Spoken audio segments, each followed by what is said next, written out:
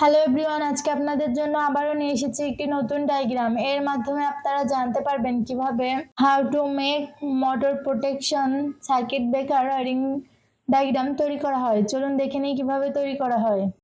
MCB miniature circuit breaker, এটির মাধ্যমে first phase, second phase, third phase positive line নিয়ন্ত্রণ করা হয়।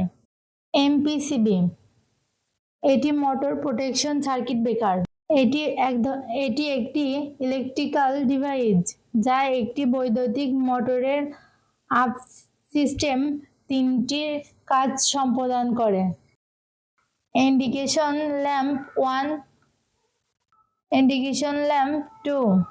Motor red first phase positive line এমসিবিতে কানেকশন দেওয়া হলো, yellow second phase positive line এমসিবিতে কানেকশন দেওয়া হলো, blue third phase positive line এমসিবিতে কানেকশন দেওয়া হলো, first phase, second phase, third phase positive line এমপিসিবিতে কানেকশন দেওয়া হলো।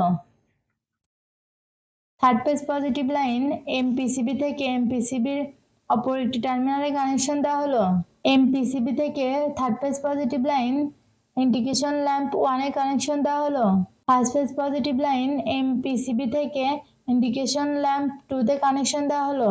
First phase, second phase, third phase positive line MPCB থেকে মোটরে কানেকশন দেওয়া হলো।